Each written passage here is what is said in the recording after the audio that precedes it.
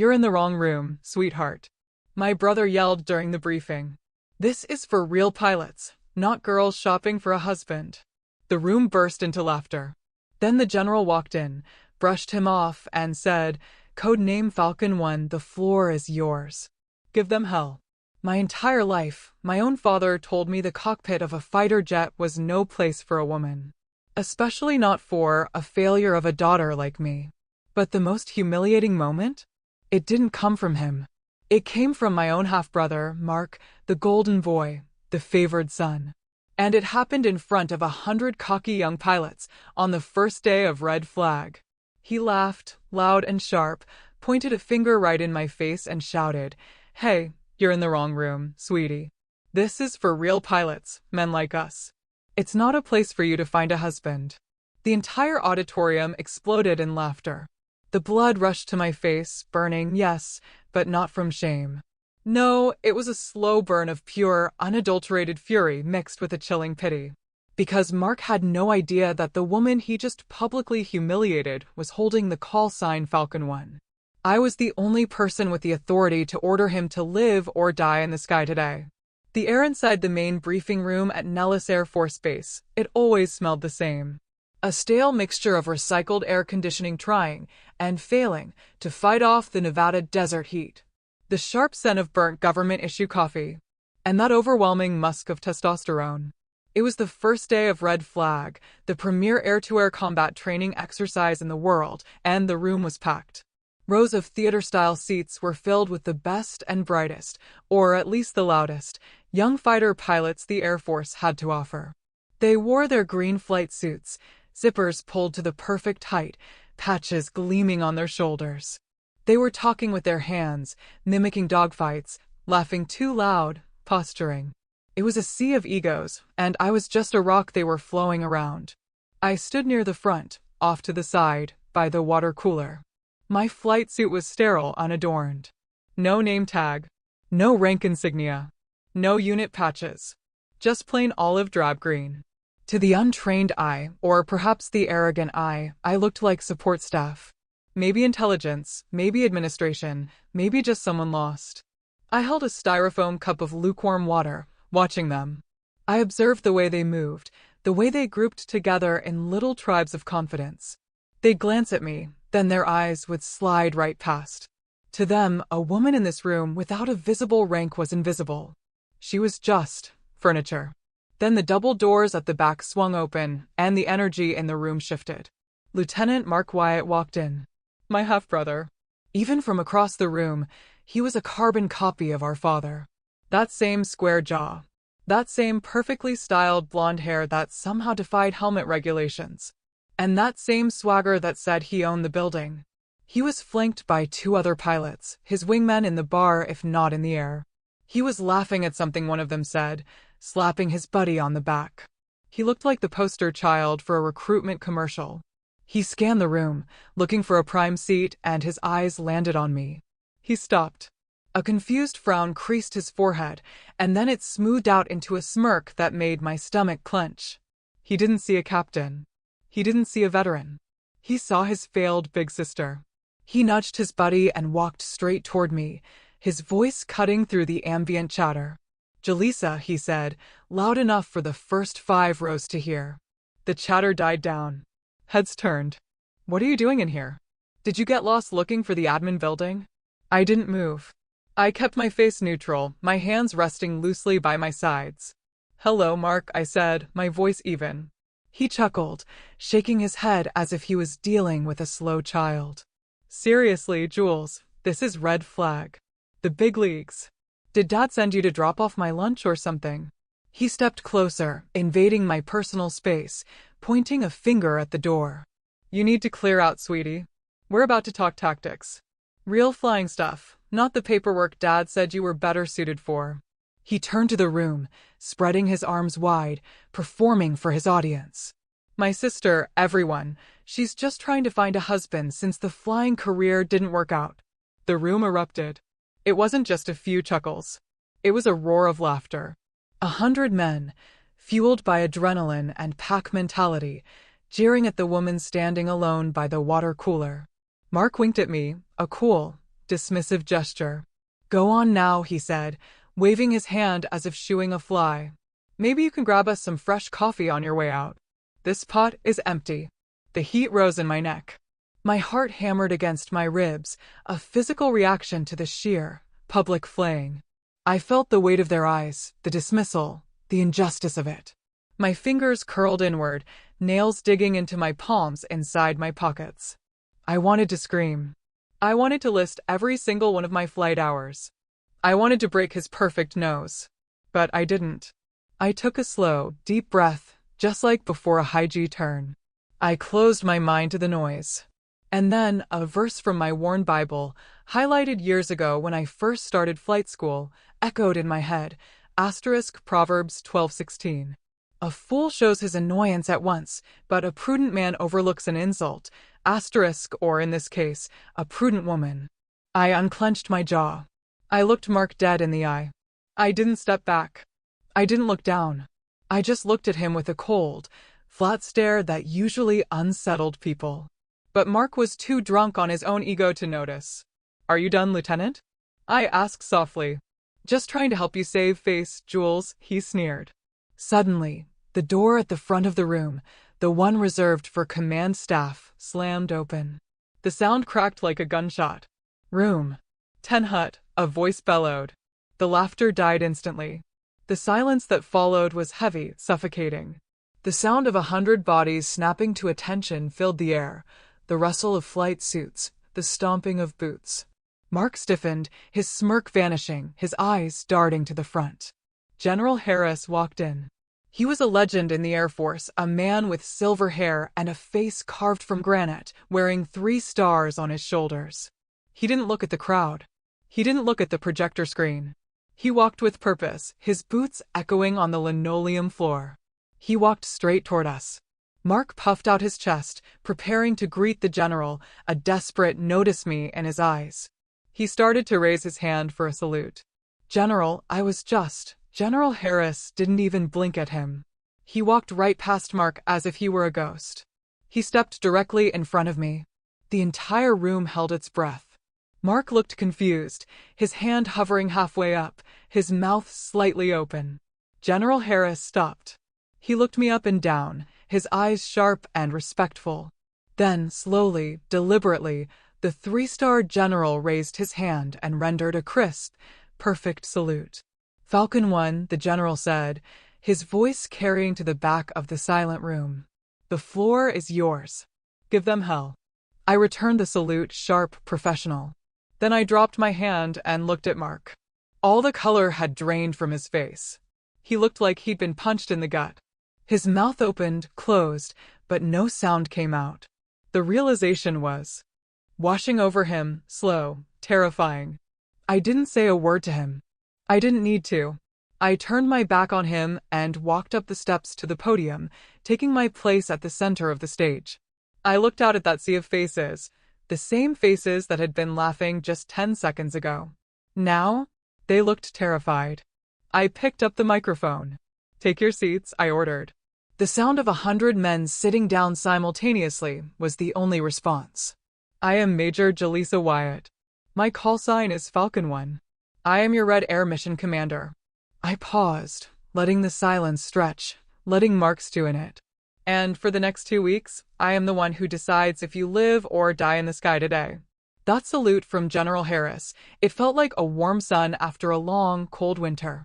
The kind of respect I had starved for my entire life. But standing there on that podium, looking down at Mark's pale, terrified face, my mind didn't linger on this victory. Instead, it drifted back 2 weeks. To the moment that had fueled the fire burning in my chest right now. It went back to a dinner table at the Prime Cut, one of the most expensive steakhouses in Las Vegas. The air smelled of aged beef, expensive cologne, and my father's suffocating expectations. The restaurant was dimly lit, the kind of place where the booths are made of dark mahogany and leather, and the waiters wear tuxedos. We were there to celebrate Mark, of course. He'd just received his slot for Red Flag, the same exercise I was secretly commanding. But to my family, Mark was the hero, and I was just the spectator. My father, Colonel Rhett Wyatt, retired, sat at the head of the table like a king holding court. He swirled a glass of Napa Valley Cabernet, the red liquid catching the candlelight. He looked at Mark with a pride so intense it was almost painful to watch. To Mark, my father boomed, raising his glass. His voice was loud, attracting glances from nearby tables. The next generation. The one who will finally carry the Wyatt name back into the stratosphere. To the legacy, my stepmother echoed. She took a dainty sip of her wine, then turned her gaze to me. It wasn't a look of hatred.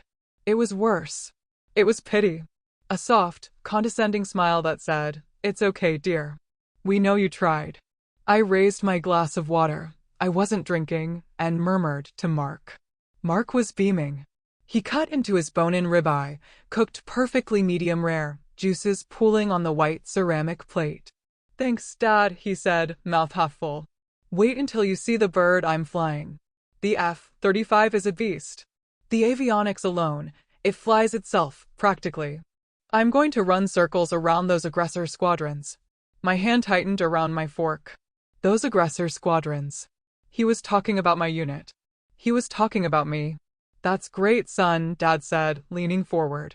Then, as if remembering social obligation required him to acknowledge my existence, he turned his head slightly toward me. "And you, Jaleesa, how are things at the office?" He always called it the office, as if I worked in a cubicle, filing tax returns. "Actually, Dad," I said, trying to keep my voice steady. "Work is intense. We've been developing new tactical scenarios for the Red Air team, simulating fifth-generation threats using the—" He waved his hand, cutting me off mid-sentence. All right. Let's not bore Mark with the administrative details. It's good you're safe on the ground, Jules. Really." He took another sip of wine, his eyes hardening. "Paperwork is safer for women. Your mother, she never understood that. Always had to push. Had to be in the cockpit. And look where that got her." The table went silent. The mention of my mother, who died serving her country, a pilot far better than my father ever was, hung in the air like smoke. He wasn't mourning her. He was using her death to justify his disappointment in me. He was saying, "You're a mistake," just like she was. I swallowed the lump in my throat. "She was a hero, Dad." "She was stubborn," he corrected coldly. Then the mask of the jovial father returned. He reached under the table. "Enough about the past. We have gifts."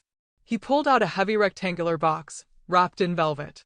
He slid it across the white tablecloth to Mark. Mark tore into it like a kid on Christmas morning. He opened the box and gasped. Inside sat a Breitling Navitimer, the ultimate pilot's chronograph. Steel case, black dial, intricate slide rule bezel. It was an $8,000 watch. A symbol. An heirloom. "Dad," Mark stammered, putting it on his wrist. "This is wow." "You earned it," Dad said, beaming. "A pilot needs a real watch. Wear it when you break the sound barrier." Then Dad turned to me. He reached into his jacket pocket and pulled out a thin white envelope. He slid it across the table. It was light, meaningless. "Didn't forget you, Jules," he said casually. I opened the envelope. Inside was a plastic gift card. I pulled it out. It was for a grocery store chain. Whole Foods.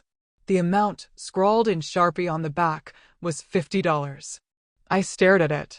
A $50 gift card for groceries. The contrast was so violent it felt like a physical slap. $8,000 and a legacy for the son. $50 and a suggestion to go buy milk for the daughter. It wasn't about the money. I made a major salary. I didn't need his money. It was the message. The watch said, "I believe in your future." The gift card said, "I pity your present." "Thanks, Dad," I whispered, my voice barely audible. "It's practical. Gotta eat, right?" Mark laughed, admiring his new watch. "Maybe you can buy some of that organic kale you like." This is the moment something truly broke inside me. A pain that's hard to describe unless you've felt it yourself. If you're listening to this and you've ever been the child who was overlooked, the one who was never enough, no matter how hard you tried, I need you to know you are not alone. By the way, if you're still with me, make sure to hit that subscribe button. More stories like this, raw and real, are coming. And in the comments, I want you to simply write, "I am worthy." Let's create a wall of support for everyone who has ever received the gift card treatment while someone else got the gold. Asterisk, asterisk, I couldn't sit there anymore. The smell of the steak was suddenly making me nauseous. The sound of their laughter felt like sandpaper on my skin. Excuse me, I said, standing up abruptly. Restroom. I didn't wait for a response. I walked quickly past the other tables, past the happy families and the business deals, and pushed into the ladies' room. It was quiet in there. The floor was black and white tile, pristine and cold. I gripped the edge of the marble sink, knuckles white. Staring at my reflection in the expansive mirror, I looked for my father in my face, but I didn't see him. I saw her. My mother. Those sharp eyes that didn't know how to quit. I turned on the faucet, letting the cold water run over my wrists. I didn't cry. Crying was for the girl who wanted her daddy's approval. That girl died at the dinner table tonight. They don't know, I whispered to my reflection, the sound bouncing off the tiled walls. They think I'm a secretary. They think I'm weak. But they don't know. Not yet. I dried my hands on a paper towel, my movements slow and deliberate. I thought about the mission briefing scheduled for 2 weeks from now. I thought about the flight roster I'd already approved. I thought about the call sign, FALCON 1. I tossed the paper towel into the trash bin. It hit the bottom with a soft thud. Enjoy the watch, Mark, I said to the empty room, because in 2 weeks, time runs out. I straightened my blazer, fixed a loose strand of hair, and walked back out to the dining room. I sat down, finished my water, and watched them celebrate. I didn't say another word. I didn't have to. I knew something they didn't. The check was coming, and eventually, everyone has to pay. That reflection in the restaurant bathroom mirror, the one framed by warm, golden light and expensive tile, faded from my mind. It was replaced by a different kind of reflection, one I knew far better, the ghostly pale reflection of my own face staring back at me from a black computer monitor in a windowless room deep beneath the Nevada desert. They called it the vault. It smelled of ozone, burnt wiring, and the distinct metallic scent of loneliness. There were no windows, no clocks, and the only sound was the low, constant hum of server banks cooling down the massive supercomputers that ran the war simulations. This had been my home for the last 3 years. This was where Jaleesa Wyatt died, and where FALCON 1 was forged from the ashes.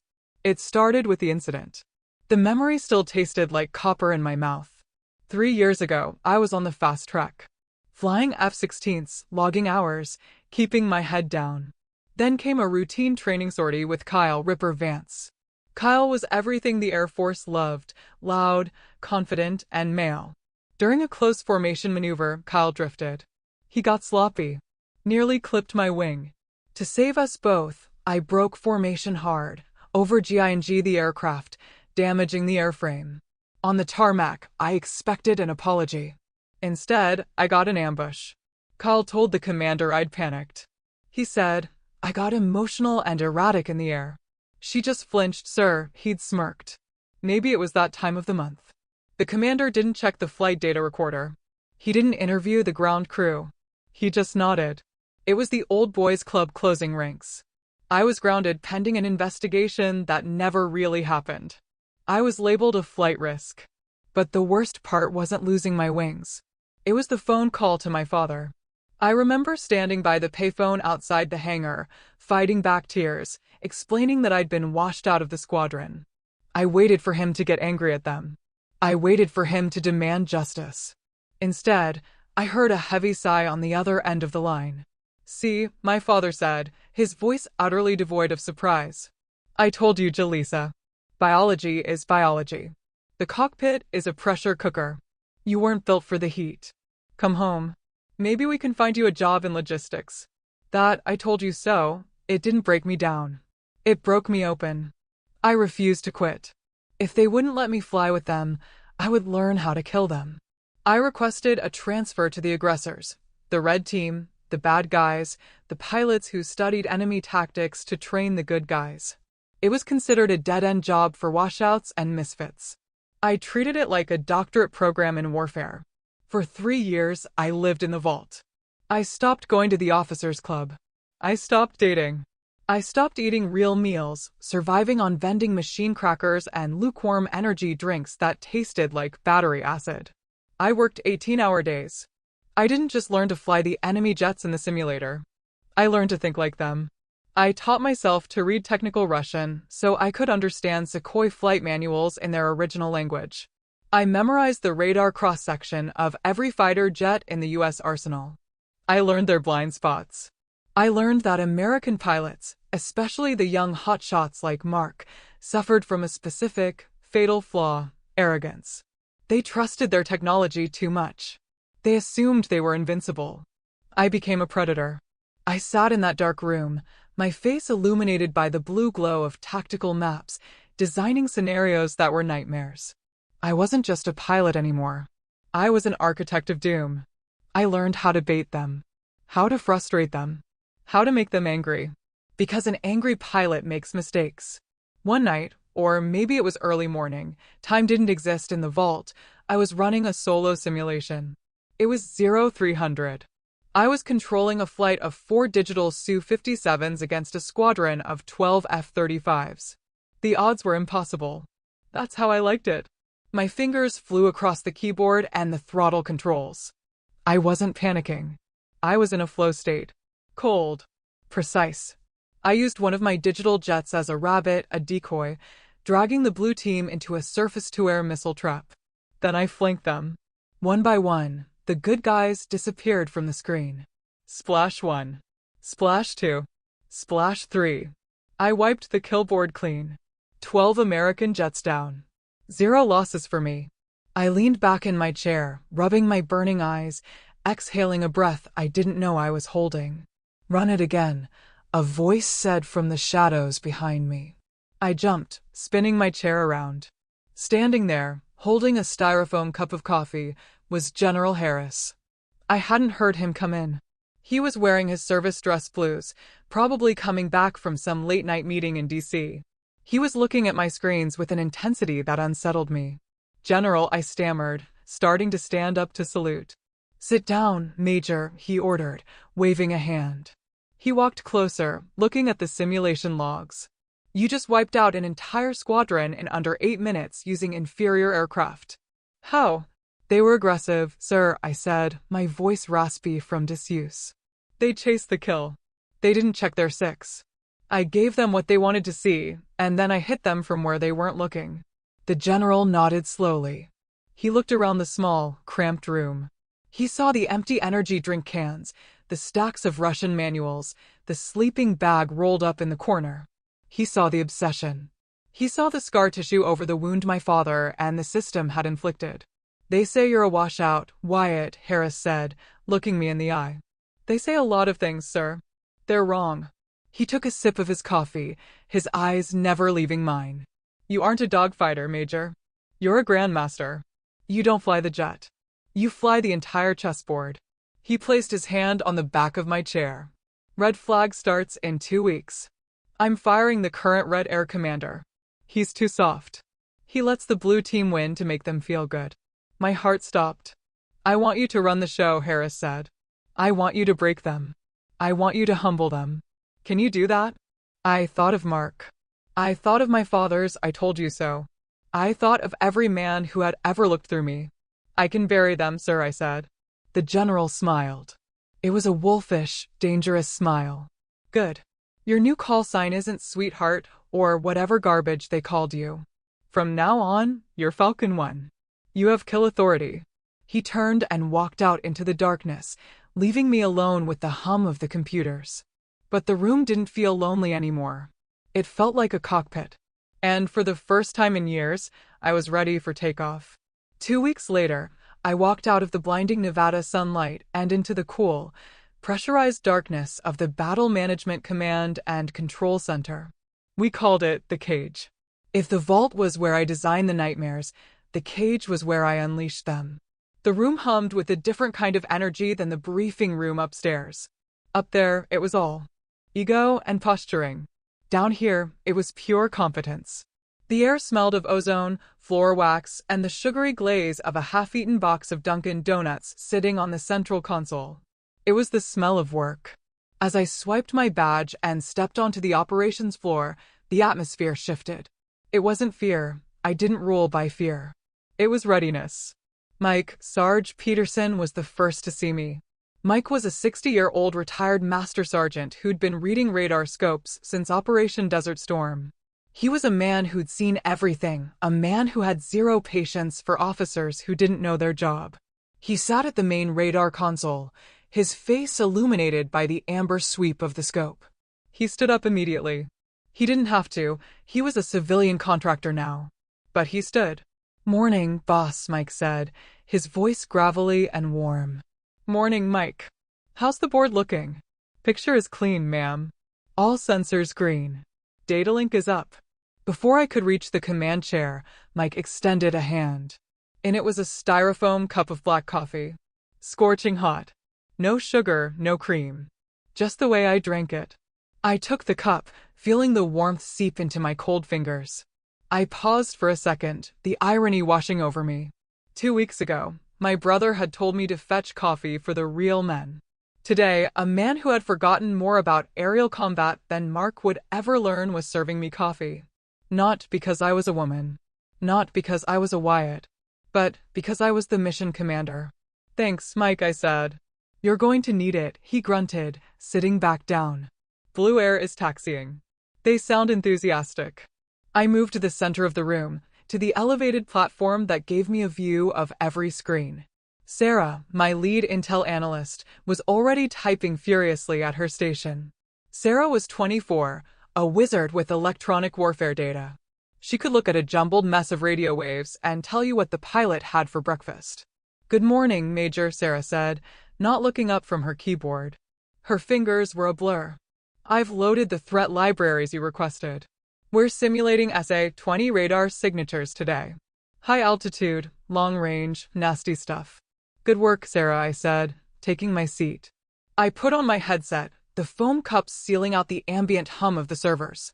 I adjusted the microphone. "Listen up, everyone."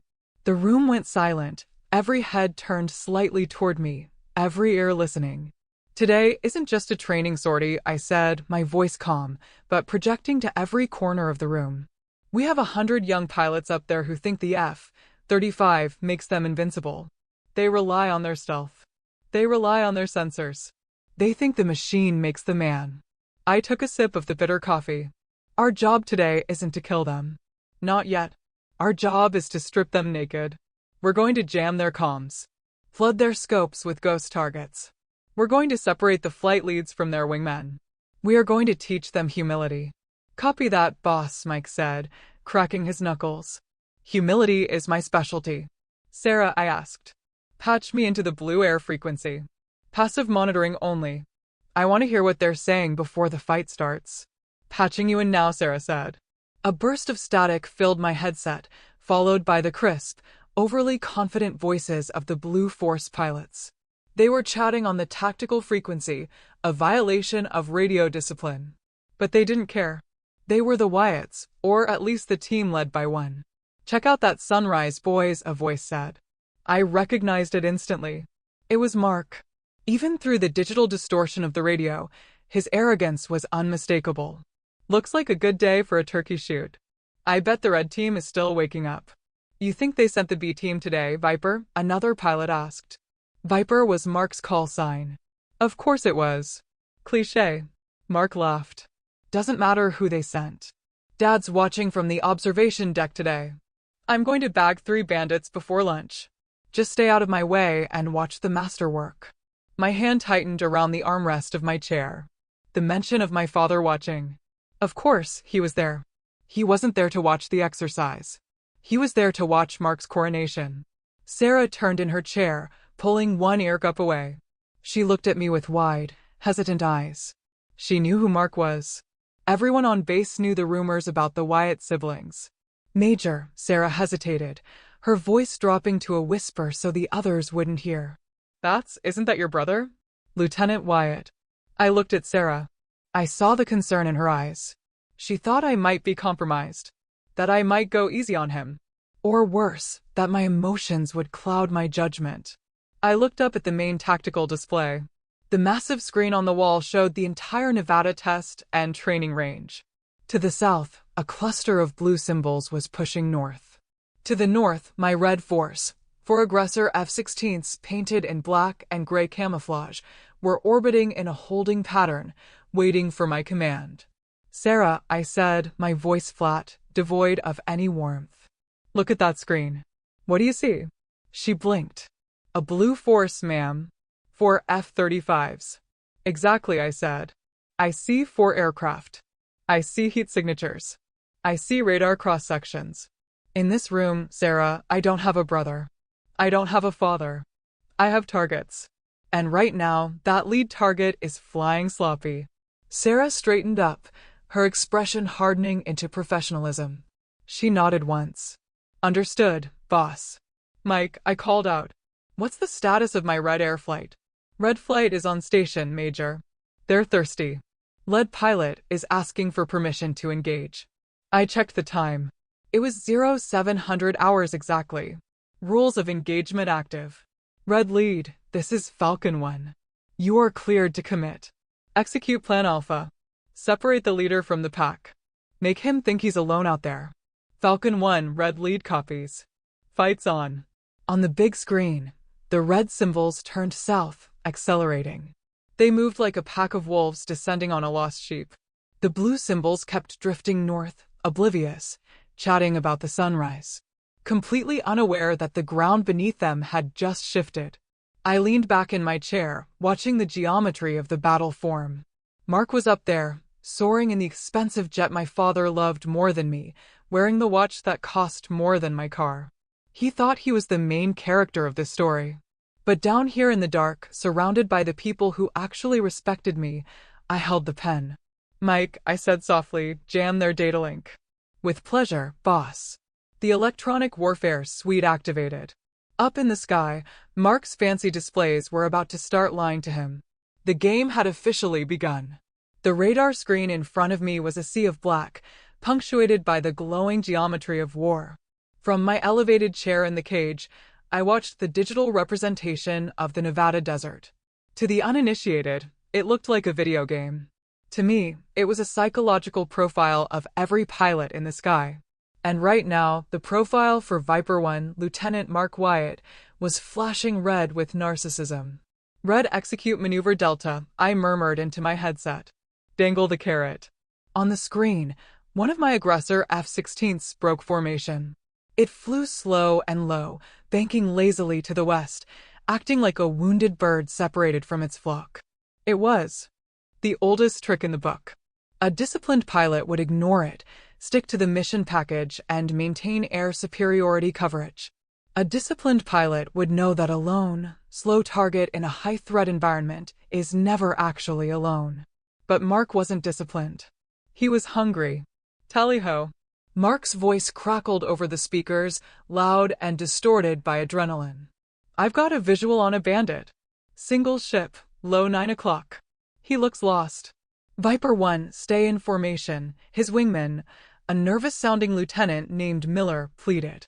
"We have a mission objective to cover the bombers." "Screw the bombers." Mark snapped. "I'm not letting a free kill fly away. I'm engaging." I watched the blue symbol representing Mark's F-35 peel away from his flight group. He hit the afterburners, diving toward my decoy. He was chasing glory. He was thinking about the kill count he could brag about at the bar tonight. He was thinking about our father, who was undoubtedly watching the telemetry feed from the VIP observation deck, nodding in approval at his son's aggressive instincts. Mark didn't see the trap. He didn't see the 2 other red F-16s lurking in the radar shadow of the canyon walls, invisible to sensors, because he was too focused on the easy kill. He was flying blind, guided only by his ego. "Sarah," I said, keeping my voice calm, "give me the threat assessment." "He's flying right into a simulated SA-20 kill box, boss," Sarah replied, her fingers flying across the keyboard. "And he's got 2 bandits closing on his 6 o'clock. He's dead in 30 seconds. I had a choice. I could let him die now. Let my pilots light him up, turning his expensive stealth fighter into digital confetti. It would be satisfying. It would prove I was right. But it would be too easy. If he died now, he'd make excuses. He'd say his sensors malfunctioned, or the simulation was rigged, or he was just unlucky. My father would back him up. Asterisk, bad luck, son. You'll get 'em next time, asterisk, no. I didn't want him to just lose. I wanted him to be humiliated. And for that, I needed him to think he was winning. I needed to inflate his ego until it was so big that when it finally popped, the sound would shatter the windows. But I still had a job to do. I was the safety observer as well as the mission commander. I reached for the switch on my console that activated the voice modulator. It deepened my voice, stripping it of gender and identity, turning me into the anonymous voice of God. Viper 1, I broadcasted on the guard frequency, the emergency channel everyone monitored. You are entering a high-threat zone. Multiple SAM indications. Bandit ambush imminent. Abort run. Return to formation. There was a pause. For a second, I thought he might listen. I thought maybe, just maybe, the training would override the arrogance. Then Mark keyed his mic, "Get off the channel. I've got a tone. I don't need some paper pusher telling me how to fly my jet. I see the target. I'm taking the shot." Paper pusher. The insult hung in the cool air of the control room. Beside me, Mike stiffened. He looked up at me, his eyes wide. He knew exactly who that paper pusher was. He waited for me to explode. He waited for me to scream into the mic, to reveal myself, to ground Mark right there and then. I didn't blink. I didn't raise my voice. I looked at the screen. Mark was now deep inside the trap. My two hidden aggressors had locked onto him.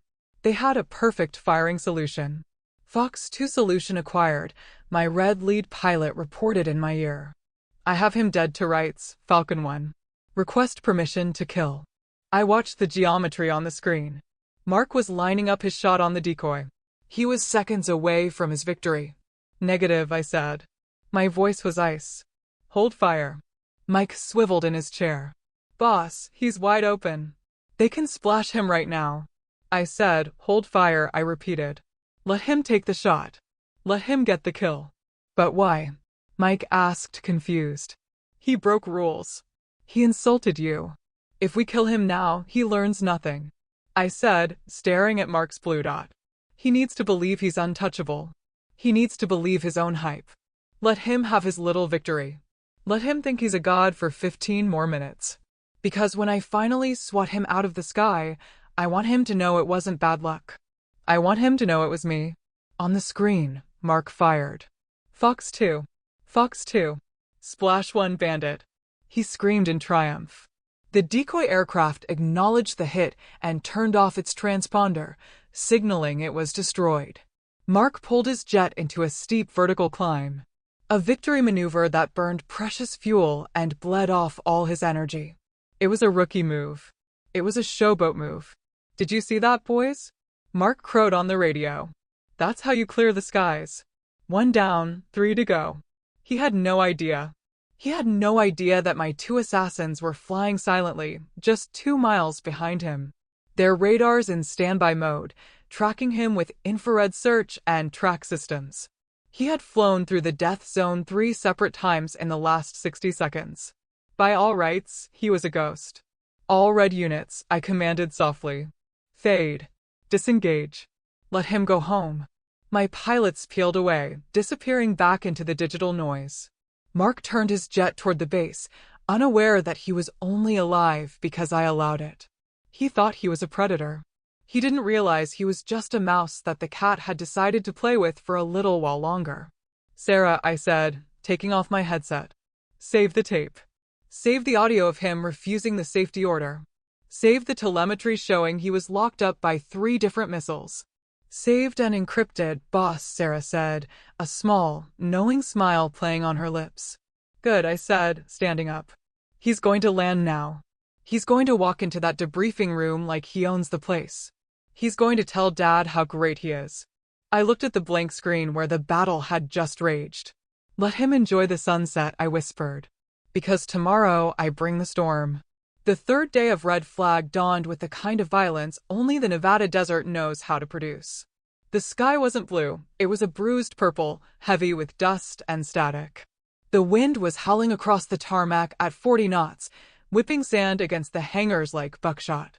In the briefing room that morning, the safety officer had been crystal clear. The weather is marginal.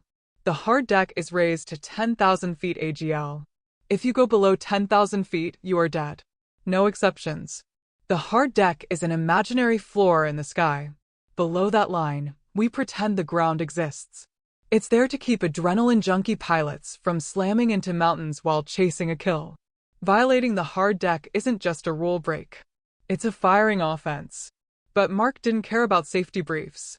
He cared about the VIP observation deck.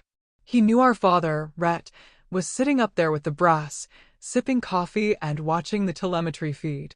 Mark treated the airspace like his personal stage. And today, he decided to improvise. I sat in the cage, my eyes glued to the main scope. The turbulence was bad. Even down here in the bunker, I could feel the tension on the screen. The data blocks representing the jets were jittering as they fought the crosswinds. Viper 1, I heard Mark's voice, sounding strained but cocky. I've got a bandit on my tail, taking evasive action, going vertical. Negative, Viper 1, his wingman called out. Watch your altitude. We are close to the floor. I got it. I got it. Mark snapped. Watch. This. On my screen, Mark's F-35 inverted. He pulled the nose down, diving straight toward the jagged peaks of the testing range. He was trying to shake Spike, one of my best Red Air pilots, flying an F-16. Spike was sticking to him like glue, following him down, waiting for the hard deck alarm to force a reset. Altitude, Viper 1. I warned over the safety frequency. You are approaching the hard deck. Level off. Mark ignored me. He kept diving. 9,000 feet. 8,000. He was breaking the rules. He was showing off for Dad. He's going below. Mike whispered beside me, his knuckles white on the desk. Spike, I keyed my mic, disengage. He's crazy. Pull up. Copy, Falcon 1, breaking off. Spike replied. My pilot Spike did the right thing. He leveled his wings to pull out of the dive, but Mark didn't pull up. Instead, he pulled a high-G barrel roll, a flashy, desperate maneuver right into Spike's flight path. It happened in a heartbeat. The proximity alarms in the cage screamed. The screen flashed a collision warning. On the telemetry, the two blue and red dots merged into one. Brake right. Brake right. I screamed into the mic, shattering my own composure. In the air, Spike saw the belly of Mark's F-35 fill his entire canopy. It was a wall of gray metal moving at 600 miles per hour. Spike didn't think, he reacted. He slammed his stick to the side and yanked it back, pulling 9 Gs, 9 times the force of gravity. His body was crushed into his seat, his vision graying out as his jet shuddered and rolled violently away. Mark passed mere feet from Spike's cockpit. The wake turbulence from his engine hit Spike's jet like a physical hammer, flipping the F-16 upside down.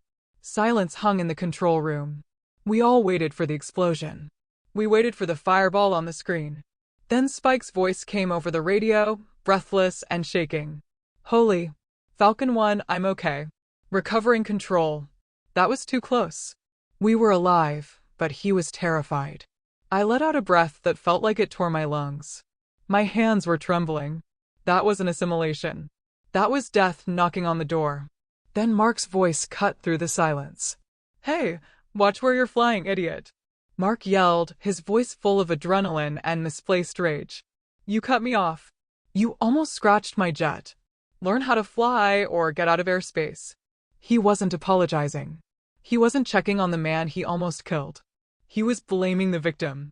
He was angry that Spike's near-death experience had ruined his cool maneuver. This right here? This is the moment that makes your blood boil. We've all met someone like Mark. Someone who sets the house on fire and then blames you for the smoke. It's the ultimate gaslighting. If you've ever had to deal with a toxic person who refuses to take responsibility for the damage they cause, I need you to hit that like button right now. Let's show them we see through their lies. And in the comments, I want you to type accountability, just one word. Let's demand it. Something inside me didn't just break. It solidified. The sister who wanted to teach her little brother a lesson? She vanished. The major who wanted to protect her pilots? She took over. I ripped the headset off my ears and threw it onto the console. The plastic cracked. I didn't care. I stood up, my chair screeching against the floor. Every head in the room turned to me. They saw the fire in my eyes. They saw the falcon my father said never existed. I leaned over the master microphone, the one that broadcasted to every frequency, blue, red, and guard. "Knock it off," I said. My voice was low, terrifyingly calm. "Knock it off. Knock it off." The skies went silent. The exercise stopped instantly. "All aircraft RTB immediately," I ordered. "Viper 1, you are grounded. Get your ass on the deck now." "You can't ground me," Mark argued, his voice shrill. "Dad is watching," I said. "Now, Lieutenant," I cut him off, "or I will have the MPs waiting at the ladder to drag you out of that cockpit." I cut the feed. The room was deathly quiet. Mike looked up at me, a mixture of fear and awe on his face. "Major," he asked softly, "what are we doing for tomorrow? The final exercise?" I stared at the blank screen. Mark had almost killed one of my men. He had proven he was dangerous. He wasn't just arrogant. He was a liability. And my father was up there, probably telling the general that it was Spike's fault. I looked at Sarah. "Pull the safety protocols for the final scenario." "Which ones, ma'am?" "All of them," I said. "Prepare Protocol Alpha." Sarah gasped. "Protocol Alpha, ma'am?" "That activates the entire integrated air defense system. The simulated SAM sites, the electronic jamming, the Golden Horde scenario. It's impossible to survive. It's designed for a full-scale war simulation, not training." "He wants a war," I said, picking up my broken headset. "He wants to be a hero." "Fine." I walked toward the door. I needed air. I needed to prepare. "Tomorrow," I said, looking back at my team. "We don't teach. Tomorrow, the sky falls. Activate everything. I want the desert to burn." "Yes, ma'am," Mike whispered.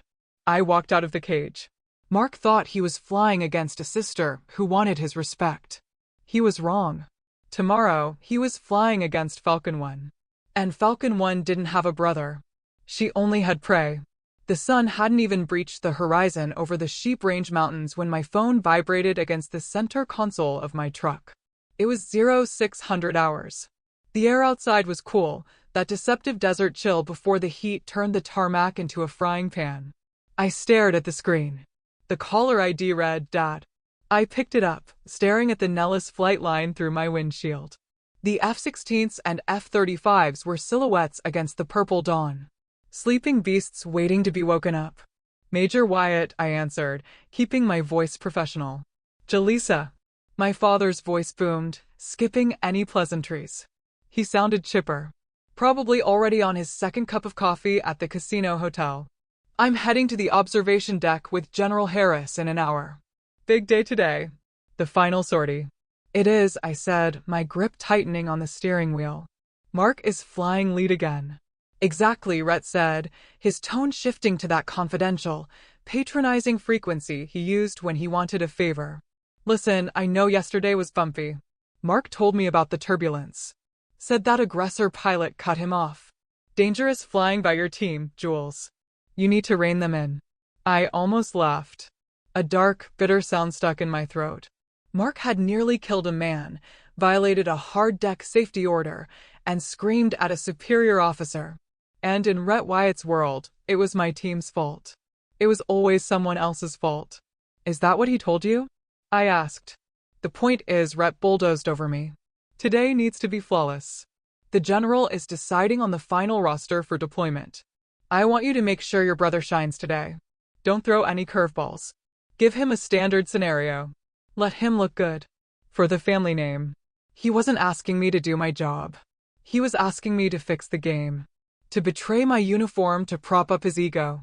I looked at the black flight bag sitting on the passenger seat. Inside was my helmet. "Don't worry, Dad," I said, my voice dangerously calm. "I promise you. Today, I'm going to give Mark exactly what he deserves." "That's my girl," he said, relief washing over his voice. He thought I was capitulating. He thought I was the obedient daughter again. "I knew I could count on you." "Well, grab dinner after. Stakes are on me." I hung up. I didn't tell him that he wouldn't have an appetite for steak by the time I was done.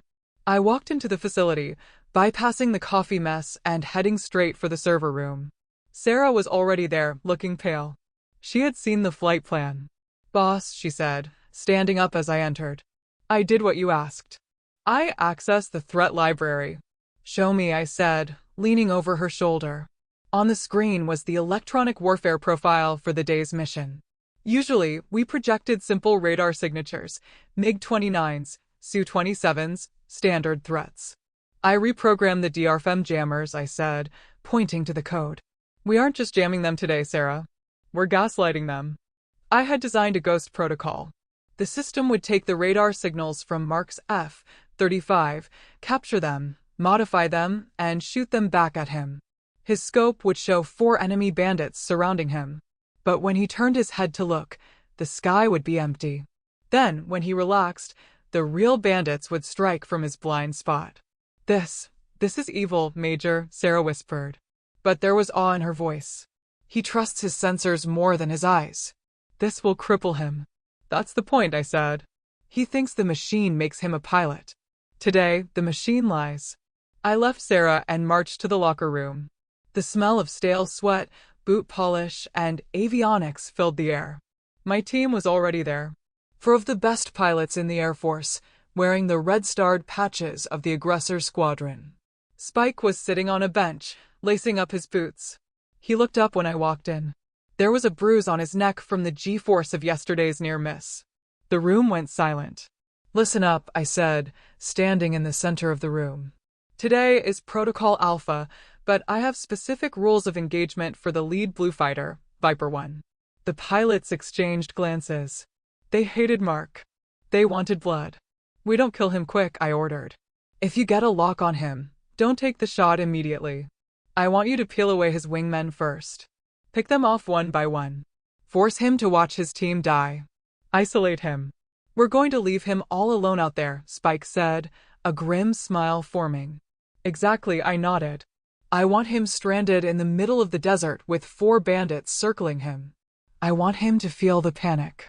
I want him to understand that without a team, he is nothing." "And who takes the kill shot, boss?" Spike asked. "You want me to finish him?" I shook my head. I walked over to my locker, the one I hadn't opened in 3 years. I spun the combination lock. Clack, clack, clack. "No," I said, pulling the metal door open. "You just heard the sheep. The wolf is eating today." Inside the locker hung my G-suit. It was olive drab, heavy with zippers and air bladders designed to squeeze my legs and keep the blood in my brain during high-G maneuvers. Next to it was my helmet, the visor dark and scratched from 1,000 hours of combat training. I took off my service uniform jacket. I unbuttoned my shirt. I stepped into the G-suit. The familiar zip of heavy zippers closing around my legs felt like I was putting on armor. I tightened the Velcro straps around my waist. I pulled on my combat boots, tying the laces tight enough to cut circulation. For the last 2 weeks, I had been the voice in their ear. I had been the paper pusher my brother mocked. I had been the failed daughter sitting in the dark. Not today. I grabbed my helmet bag and turned to my team. They were staring at me. They had never seen me suit up. They knew me as the commander. Before that, I was a killer in the cockpit. "Let's go," I said. I pushed open the heavy steel doors and stepped out onto the flight line. The heat hit me instantly. A wall of dry, dusty air. The sound was deafening. The whine of auxiliary power units. The roar of jet engines turning over. The smell of burnt kerosene. There it was, my jet. An F-16C Block 30. But it wasn't painted in the standard Air Force gray. It was painted in the Wraith scheme, black and dark blue splinter camouflage designed to mimic the Russian Su-57. It looked aggressive. It looked mean. I walked around the aircraft, running my hand along the cold metal of the leading-edge flap. I checked the landing gear. I checked the missiles, inert training rounds, but they would register as real kills in the computer. I climbed the ladder. The cockpit was tight, smelling of old sweat and avionics. I strapped in, connecting my oxygen hose, plugging in my comms cord. I lowered the canopy. The world outside became muffled, distant. "Ground, this is Falcon 1, I said into my mask. My voice sounded different in that enclosed space. It sounded like judgment. Radio check. Loud and clear, Falcon 1, the tower responded. You are cleared for engine start. I flipped the switches. The engine behind me whined, then roared to life, a tiger waking up. The entire airframe vibrated, shaking my bones. I looked at the observation deck tower in the distance. I knew my father was up there, expecting to see his son triumph. I pushed the throttle forward. The black jet lurched onto the taxiway. Mark was already up there, waiting in the sky. He thought he was the main character of this movie. He didn't realize the director had just stepped onto the set. Falcon flight, I commanded. Check in, 2, 3, 4. Falcon 1 is rolling, I said. Let's go hunting. The air at 20,000 feet was thin and cold, but inside the cockpit of Viper 1, Mark Wyatt was sweating through his flight suit. Viper 2 support. I have 4 bandits on my nose. I need cover. Mark screamed into his oxygen mask. Static screamed back at him. Viper 2 is down, lead. I was splashed 5 minutes ago. Viper 3, where are you? Dead, Viper 1.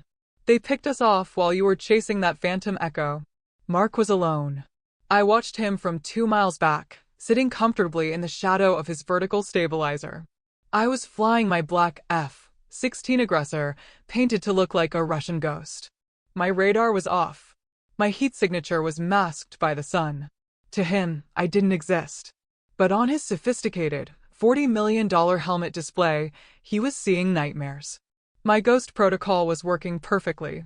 His radar was painting 4 enemy aircraft circling him, locking onto him, taunting him. He was yanking his stick left and right, trying to dodge missiles that weren't there. Burning fuel, bleeding energy, panic setting in like a virus.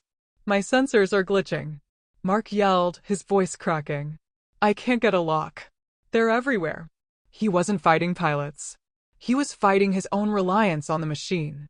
He was fighting the arrogance that told him technology could replace discipline. Spike, I keyed my internal mic status. He's all yours, Falcon 1, Spike replied from the ground, having ejected virtually 10 minutes ago. The sheep is isolated. The wolf is cleared hot. I pushed my throttle forward. My F-16 surged, the GE engine roaring as I closed the distance. I slid effortlessly into the control zone behind Mark, the lethal cone, where I could fire at will, and he couldn't do a thing about it.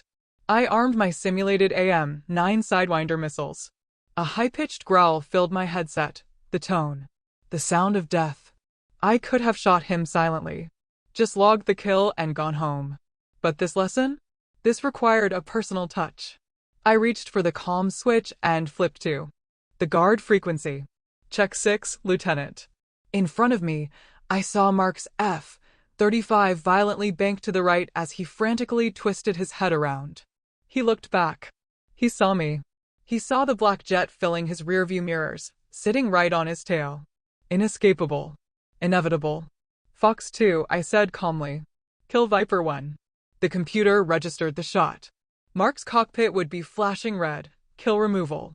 His systems would shut down combat mode. He was a flying brick. That's a kill, the AWACS controller confirmed over the radio. Viper 1 is splashed. Exercise terminated. All players knock it off. Art B. Mark didn't say a word. For the first time in his life, he was silent. 2 hours later, the main auditorium at Nellis was packed. The air was thick with the smell of dried sweat, adrenaline, and stale coffee. Every pilot from Red and Blue Forces was there. In the front row sat the brass, General Harris, flanked by the safety board officers and my father, Colonel Rhett Wyatt. Mark sat at a table on the stage, looking small. He was still wearing his G-suit. He looked at Dad, silently begging for a lifeline. Dad just stared straight ahead, his jaw set in stone. I walked up to the podium. The room went dead silent. I plugged my data drive into the console. The massive screen behind me lit up. Let's review the tape, I said. My voice wasn't angry. It was clinical. It was the voice of a coroner explaining a cause of death. The screen showed the HUD, heads-up display, footage from Mark's jet. It was a humiliating montage. It showed him chasing ghost signals. It showed him abandoning his wingmen. It showed him burning through his fuel reserves in panic. At 8:15, I said, using a laser pointer to circle the data block, Lieutenant Wyatt broke formation to pursue a false radar signature. In doing so, he left his wingman, Viper 2, exposed to a flank attack. Viper 2 died 60 seconds later. Mark shifted in his seat. My radar was jammed, he mumbled. The system was giving me false positives. It was a technical glitch. It wasn't a glitch, I said, cutting him off. It was a test. A test of situational awareness. You trusted the screen instead of looking out the window. I clicked the remote. The video advanced. At 8:22, Lieutenant Wyatt violated the hard deck altitude restriction. For the second day in a row. While attempting to evade a missile that wasn't there. The room murmured. A hard deck violation was serious. 2 in a row was negligence. And finally, I clicked to the last clip. It showed my black F-16 sitting behind him for a full 45 seconds while he flailed at phantoms. At 8:30, the aggressor lead, myself, achieved a guns tracking solution and a Fox 2 missile lock. I sat on your 6 o'clock for nearly a minute, Lieutenant. You never checked. You never cleared your tail. I turned off the screen. The darkness seemed to swallow Mark whole. The data doesn't lie, I said, looking directly at General Harris, then shifting my gaze to my father. Lieutenant Wyatt died 4 times in 20 minutes. He got his entire flight killed.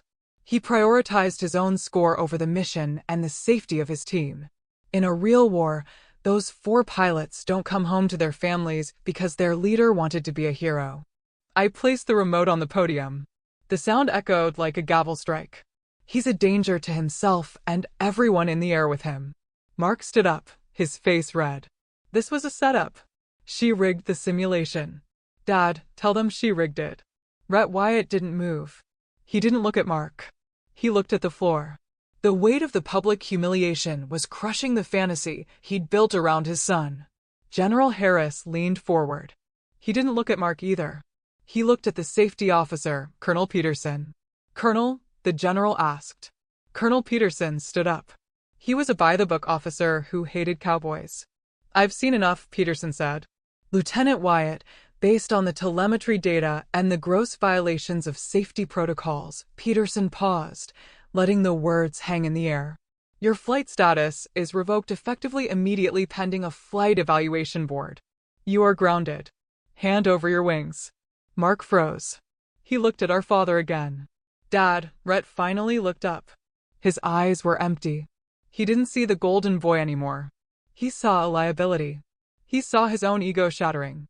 He didn't say a word. He just turned his head away. Mark slumped back into his chair, burying his face in his hands. The room was silent, save for the hum of the projector cooling down. I gathered my papers and walked off the stage. I didn't feel joy. I didn't feel happy. I felt a cold, hard satisfaction, the kind you feel when you finally balance a ledger that has been in the red for 30 years. Justice had been served, and it tasted like cold steel. The heavy steel doors of the briefing room clicked shut behind me, sealing in the cool, air-conditioned silence of the debrief.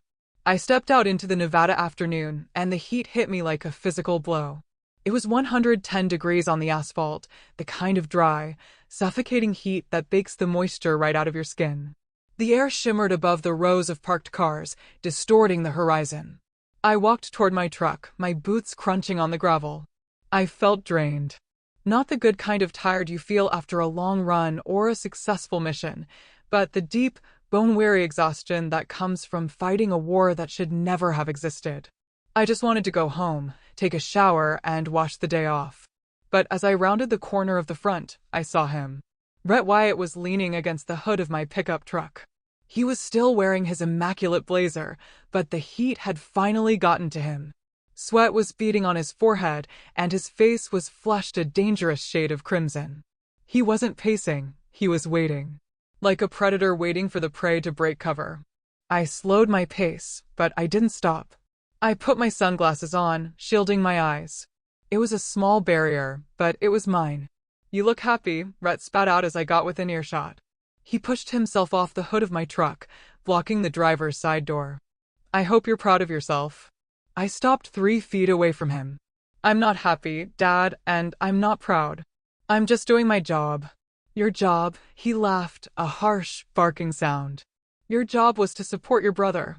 Your job was to help him secure his legacy. Instead, you humiliated him. You humiliated me. He took a step closer, invading my personal space. His finger jabbed the air toward the building behind us. You rigged that simulation, Jaleesa. Don't lie to me. I saw what you did. You programmed those ghosts.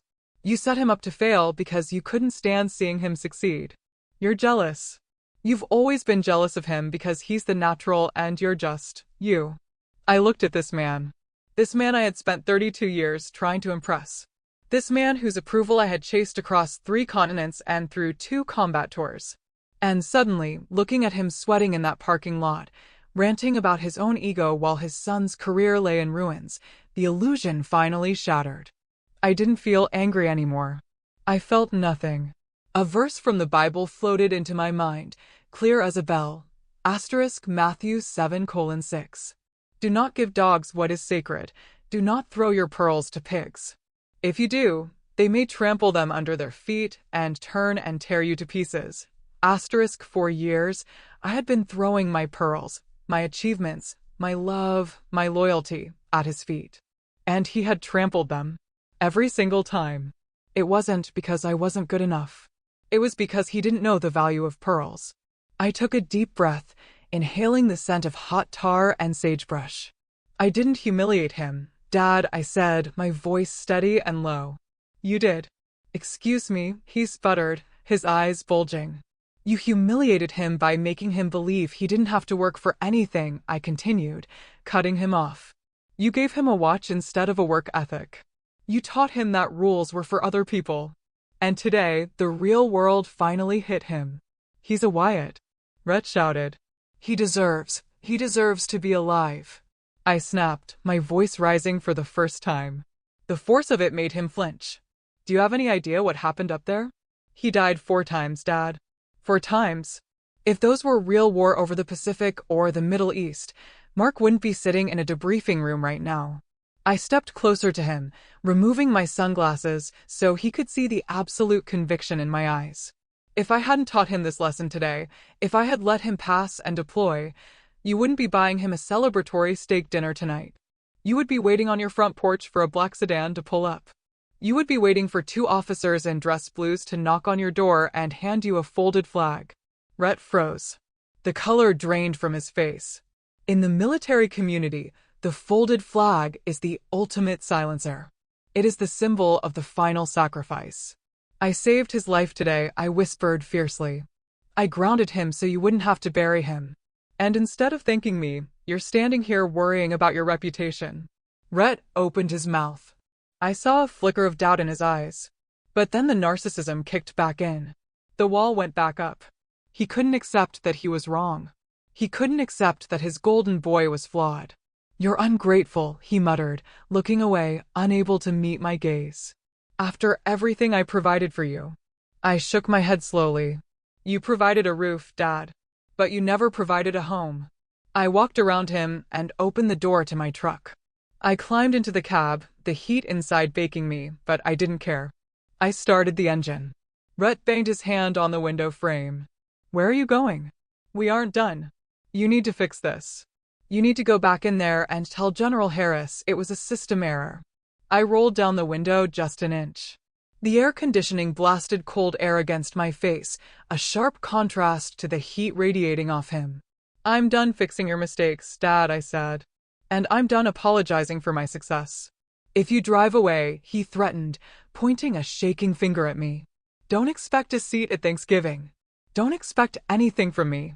I haven't expected anything from you since I was 10 years old, I said. Do not call me Dad. Do not call me until you learn how to respect this uniform and the woman wearing it. I didn't wait for his response. I shifted the truck into drive and peeled out of the parking spot. I looked in the rearview mirror one last time. Rhett Wyatt was standing alone in the middle of the empty lot, small and shrinking against the vast, indifferent desert landscape. He looked like a man who had built a castle out of sand. And the tide had finally come in. I turned onto the main road, the base disappearing behind me. I reached over and turned off my phone. Silence filled the cab. It was the most beautiful sound I had ever heard. The fallout was swift, just as I knew it would be. Mark didn't get kicked out of the Air Force. The Wyatt name still carried enough weight to prevent a dishonorable discharge, and Dad pulled every string he had left to save face. But Mark's days as a fighter pilot were over. The Flight Evaluation Board reviewed my tapes. They saw the negligence. They saw the danger. They stripped him of his flight status permanently. 2 days later, I was walking through the administrative wing of the base HQ to file my final report. I turned a corner and nearly collided with a young officer pushing a heavy cart loaded with boxes of printer paper and toner cartridges. It was Mark. He was wearing his service dress uniform, but the pilot wings were gone from his chest. He looked tired. The swagger was gone. The hotshot smile was gone. He was now a logistics officer, a supply jockey, a paper pusher. He stopped the cart. He looked up and saw me. For a moment, I thought he might yell. I thought he might repeat Dad's accusations. But he didn't. He looked at the Major's oak leaves on my shoulders. Then he looked at the boxes of paper he was pushing, the very job he had mocked me for having just 2 weeks ago. The irony hung in the air, heavy and thick. Mark's face flushed red. He didn't say a word. He just lowered his head, eyes fixed on the linoleum floor, and pushed his cart past me. The wheels squeaked, a sharp, annoying sound that faded as he disappeared down the long, fluorescent-lit hallway. I didn't stop him. I didn't gloat. I didn't say, "I told you so." I just kept walking. I had a squadron to command. And for the first time in my life, I wasn't walking in anyone's shadow. I was walking in my own light. 1 year. It is strange how time works. When you are suffering, when you are the invisible girl standing in the corner of a crowded room, time drags. It feels like wading through wet concrete. But when you are flying, when you are finally, truly free, time moves like an F-16 in full afterburner. It blurs. I stood by the large, tempered glass window of my office, looking out at the shimmering heat of the Nellis Air Force Base flight line. The view was magnificent. From here, I could see everything. I could see the maintenance crews prepping the jets, the fuel trucks weaving in and out, and the pilots walking toward their aircraft with that distinct, heavy-footed swagger. I took a sip of my coffee. It wasn't the burnt, sludge-like liquid from the briefing room pot anymore. It was a fresh brew from the machine in the corner of my office. My office. I turned back to my desk. A mahogany nameplate sat on the edge, catching the afternoon sun. It didn't say assistant. It didn't say admin.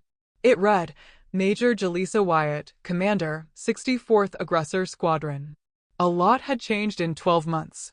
After the red flag incident, as it was now whispered about in the officers' club, General Harris didn't just promote me. He gave me the keys to the kingdom. He put me in charge of the entire opposing force program.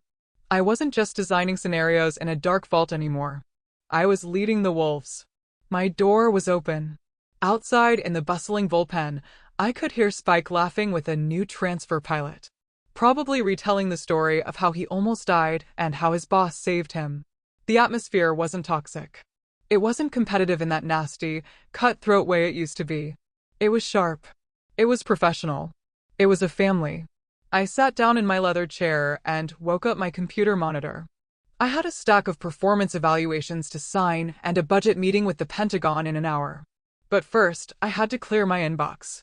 I scrolled through the usual traffic, logistics reports, weather updates, training schedules, and then I stopped. My finger hovered. Runway maintenance and a request for leave was a name I hadn't seen pop up on my screen in exactly 365 days. Sender, Rhett Wyatt. Subject, just checking in. My heart didn't race. My palms didn't sweat. That panic response conditioned into me since childhood was gone. Instead, I felt a strange, detached curiosity. It was like looking at a specimen in a jar. I clicked open the email. Asterisk Jaleesa, I hope this email finds you well. I heard through the grapevine that you made Major. Congratulations. That's a big step. Things here are quiet. The house feels empty. Your stepmother sends her love. Look, I'm writing because I'm in a bit of a bind, and I thought, given your new position, you might have some pull. Mark is having a hard time in logistics. The work doesn't suit him. He's miserable. Jules, I know there was friction between you two, but he's still your brother. There's a slot opening up for a transport pilot on AC-30 cargo run out of Ramstein. It's not fighters, but it's flying. If you could put in a good word with General Harris, maybe smooth things over. I think it would be a great fresh start for him. We should talk. It's been too long. Let's bury the hatchet. We're family after all. Best, Dad, asterisk. I leaned back in my chair, reading the words again. It was a masterclass in narcissism. No apology. No acknowledgement of the screaming match in the parking lot. No, I'm sorry I told you that you were a failure. Just a casual congratulations, immediately followed by a request for a favor. He called his son's near-death experience and gross negligence friction. He called my year of silence too long. He hadn't changed, not one bit. He was still trying to use me to fix the golden child. He still thought that family was a magic word that erased years of emotional neglect. For a moment, the 10-year-old girl inside me woke up. She wanted to reply. She wanted to type out a furious paragraph detailing every hurt, every slight, every birthday he missed. Every time he looked at me with disappointment. She wanted to scream, "Why do you only call when you need something?" But the Major silenced her. The Major knew better. I knew that if I replied, even if it was to say no, he would take it as an opening. He would argue. He would gaslight. He would drag me back into the mud. Narcissists don't care about negative attention. They just crave attention. They feed on the engagement. I looked at the options on my screen. Reply. Reply all. Delete. I moved the cursor to delete. But then I paused. Deleting it felt like hiding. Like I was afraid of it. Afraid of the power it still had. I moved the cursor again. Archive. To archive something isn't to destroy it. It's to remove it from your active life. To file it away in a dusty cabinet in the basement. It exists, yes, but it no longer has the power to clutter your daily workspace. It becomes a part of history, not the present. I clicked archive. The email vanished from my inbox. The screen was clean. I took a deep breath, and for the first time, I felt the air fill my lungs completely. I forgave myself in that moment. I forgave myself for not being the daughter he wanted. I forgave myself for not being able to save Mark. I forgave myself for walking away. I wasn't their savior. I was just Jula. I stood up, grabbed my flight cap, and walked out of the office. I passed Sarah's desk. Heading out to the line, "Boss?" she asked, looking up from her screens. "Yeah," I smiled. "I need some fresh air." I walked out of the air-conditioned building and into the heat. The sun was beginning to dip low, painting the Nevada sky in streaks of violent orange and bruised purple. It was the golden hour. The sound hit me first, the roar of afterburners tearing through the atmosphere. I looked up. A flight of 2 F-16s, painted in the black and blue wraith scheme of my squadron, was rotating off the runway. They pulled vertical, climbing straight into the sun, leaving twin trails of white vapor behind them. They looked like birds of prey. They looked dangerous and beautiful. I watched them climb until they were just specks against the vastness of the sky. My father used to tell Mark the story of the Phoenix. He said it represented resilience. He never told it to me. He didn't think I had any fire in me. He was wrong. I didn't need his fire. I had built my own. I had burned down the life they tried to force me into, the life of a secretary, a spectator, a disappointment. And I had risen from those ashes, not as a daughter, but as a commander. The wind whipped at my hair, smelling of jet fuel and sage. I closed my eyes and listened to the roar of the engines. It was the sound of my heartbeat. It was the sound of my life. I was 33 years old. I was alone in the traditional sense. No parents calling to check on me, no brother to share holidays with. But standing there on the tarmac, surrounded by the thunder of freedom, I had never felt less lonely. "I am Jaleesa Wyatt," I whispered to the wind. "And I am not his daughter anymore." I watched the jets disappear into the clouds. "I am Falcon 1. I turned around and walked back toward the hangar, ready for the next mission. The sky was wide open, and for the first time, it was all mine. Ending and CTA asterisk hitting that archive button? That was the hardest maneuver I'd ever executed. Harder than any dogfight. But sometimes, you have to eject from a toxic situation to save your own life. If my story resonated with you today, if you're fighting to find your own sky away from someone else's shadow, I want you to know you are cleared for takeoff. What would you have done with that email? How do you deal with people who refuse to change? Tell me in the comments below. I really want to know what you think.